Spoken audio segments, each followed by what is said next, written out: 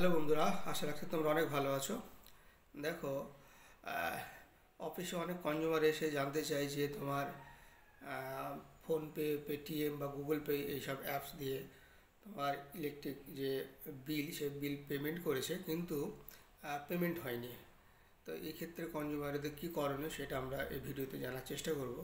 দেখো, কোনো কনজিউমার যদি এরকম গুগল পে, ফোনপে বা পেটিএম থেকে ইলেকট্রিক যে বিল সেটা পেমেন্ট করে, তাহলে অনেক সময় দেখা যায় পেমেন্ট তো হয় ম্যাক্সিমাম টাইমে, কোনো কারণে কোনো টেকনিক্যাল ইস্যুর জন্য অনেক সময় তোমার পেমেন্ট হয় না, অথচ কনজিউমারের অ্যাকাউন্ট থেকে টাকা তোমার ডেবিট হয়ে যাবে, টাকা কেটে নেয়, অথচ ডিপার্টমেন্টের অ্যাকাউন্টে টাকা ক্রেডিট হয় না।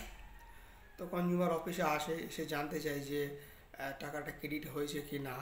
তখন চেক করে দেখা হয় যে টাকা ডিপার্টমেন্টের অ্যাকাউন্টে ক্রেডিট হয়নি, অথচ কনজিউমার অ্যাকাউন্ট থেকে টাকাটা তোমার ডেবিট হয়ে গেছে, মানে কেটে নিয়েছে। তো এই ক্ষেত্রে কনজিউমার কী করবে? কোনো টেকনিক্যাল ফল্টের জন্য যেহেতু টাকাটা কেটে নিয়েছে, তো এই ক্ষেত্রে তোমার ডিপার্টমেন্ট এই টাকাটা যে ক্রেডিট হয়নি, কনজিউমারকে তোমার রিটার্ন দিতে হবে, এর জন্য ডিপার্টমেন্ট কোনো দায়ী না। এখানে তোমার ব্যাংক সরাসরি তোমার কনজিউমার অ্যাকাউন্টে কিছুদিনের মধ্যেই রিটার্ন করে দেয়। তো প্রথমে কনজিউমারকে কী করতে হবে, যে তোমার যে হিস্ট্রি আছে, ট্রানজ্যাকশানের যে হিস্ট্রি, সে মিনি স্টেটমেন্ট যেটা, সেটা তোমার চেক করলে বুঝতে পারবে যে টাকাটা কেটে নিয়েছে, আবার কিছু দিনের মধ্যে দেখবে টাকাটা ঠিক আবার ক্রেডিট হয়ে যাবে। যদি কোনো কারণে দেখা গেল দেরি হচ্ছে, ক্রেডিট হয়নি টাকাটা কেটে নেওয়ার পরেও, তাহলে ব্যাংকে গিয়ে কন্ট্যাক্ট করলে তারা কিন্তু এই সমাধানটা দেবে, মানে যে টাকাটা কেটে নিয়েছে সেটা কিন্তু আবার পুনরায় কনজিউমারের অ্যাকাউন্টে ক্রেডিট হয়ে যাবে। এক্ষেত্রে কোনো টেনশনের কারণ নেই। কিন্তু যদি কেউ অফিসে এসে যদি কোনো কমপ্লেন করে বা কিছু বলে, সেক্ষেত্রে অফিস এর জন্য কোনো দায়ী নয়। তার কারণ হচ্ছে যে এখানে বলা আছে পরিষ্কারভাবে, যদি টাকাটা ডিপার্টমেন্ট অ্যাকাউন্টে ক্রেডিট হয় সেক্ষেত্রে তো কোনো প্রবলেম নেই।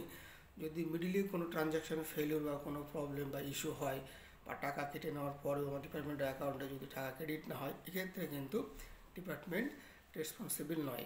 কারণ কনজিউমারের অ্যাকাউন্ট থেকে টাকা কেটে নিয়েছে কোনো টেকনিক্যাল ফল্টের জন্য, হ্যাঁ, অথচ তোমার ডিপার্টমেন্ট অ্যাকাউন্টে ক্রেডিট হয়নি, এই প্রবলেমটা শুধুমাত্র ব্যাংকই সলভ করে দেয়।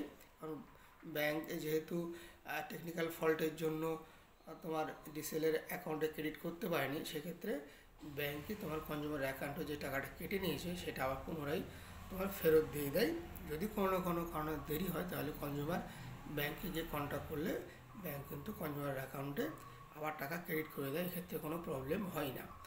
এখন কথা হচ্ছে যে কনজিউমার তোমার এই যে ফোনপে, গুগল পে বা পেটিএম থেকে যখন ইলেকট্রিক বিল পেমেন্ট করছে, তখন তো শুধুমাত্র সাকসেসফুল দেখতে পাচ্ছে এবং স্ক্রিনশটটা নিচ্ছে। ব্যাপারটা এটা না করে আমি একটু বলবো যে wbsdcl.in, এটা গুগলে যাবে, গুগলে মেরে লিখবে এবং তারপরে এই ওয়েবসাইটে গিয়ে, এটা ওয়েবসাইট ডিপার্টমেন্টের, তো wbsdcl.in গুগলে মারবে এবং এই ওয়েবসাইটে গিয়ে দেখবে যে ডাউনলোড পেমেন্ট রিসিপ্ট বলে এখানে একটা অপশান আছে। ওখানে ক্লিক করলে তারপরে কনজিউমার আইডি এবং ক্যাপচা দিয়ে প্রসেস করলে তুমি দেখতে পাবে যে কোন সাকসেসফুল যেগুলো পেমেন্ট হয়েছে সেগুলো দেখতে পাবে, আর একদিকে দেখবে যে ফেলিউর যেগুলো হয়েছে ট্রানজ্যাকশান, সেগুলো দেখতে পাবে। তো ওখানে সাকসেসফুল পেমেন্ট, ওখানে ক্লিক করলে তুমি একদম হুবহু যে তোমার রিসিপ্ট, মানি রিসিপ্ট, সেটা ওখানে পেয়ে যাবে। যে সাকসেসফুল হলে ওখানে লেখা থাকবে হ্যাঁ এত টাকা পেমেন্ট হয়েছে, সাকসেসফুল হয়ে গেছে। ওটা তো থেকেই যায় পেমেন্ট রিসিপ্টটা, ওখান থেকে তুমি ডাউনলোড করে প্রিন্ট আউট করে রেখে দিতে পারো, নাহলে ওখানে তোমার থেকেই যায়, কোনো প্রবলেম নেই। আর যদি দেখা গেলো কোনো কারণে তোমার ট্রানজ্যাকশন ফেল হয়ে গেছে, এখানে ফেল ট্রানজ্যাকশন বলেও অপশান আছে, সেখানে যদি ক্লিক মারে এবং কী কারণে ফেল হয়েছে সেখানেও কিন্তু ওটা লেখা থাকে, সেই রিসিপ্টগুলো তোমরা দেখে নিতে পারো। তো অনলাইন বিল পেমেন্ট করার পরে আমি বলবো wbsdcl.in এই ওয়েবসাইটে গিয়ে তোমার যে বিল আছে, সাকসেসফুল বিল যেটা হলো সেটা, এবং যেটা ফেলিউর ট্রানজ্যাকশান সেটাও দেওয়া আছে। তো ওখানে গিয়ে তুমি চেক করে নেবে যে আমার ট্রানজ্যাকশানটা সাকসেসফুল হয়েছে কি না এবং বিলটা জেনারেট হয়েছে কি না। তো বিলটা জেনারেট হলে ওখানে লেখা থাকছে, সাকসেসফুল হলেও লেখা থাকছে এবং ফেলিউর হলেও লেখা থাকছে। ওইখান থেকে কনফার্ম করবে, তাহলে তোমাদের অনলাইন বিল পেমেন্ট করার পরে যে অনেক সময় বিল পেমেন্ট করার সময় তোমার ফোনপে, পেটিএম দেখাচ্ছে সাকসেসফুল হয়ে গেছে, অথচ ডিপার্টমেন্টের অ্যাকাউন্টে ক্রেডিট হয়নি, এই ইস্যুটা থাকবে না। আশা রাখছি তোমরা বুঝতে পেরেছো। তো সবাই ভালো থেকো, সুস্থ থেকো। Thank you so much. আর ভিডিওটা শেয়ার করে দেবে, তাহলে অনেক লোক জানতে পারবে। Thank you.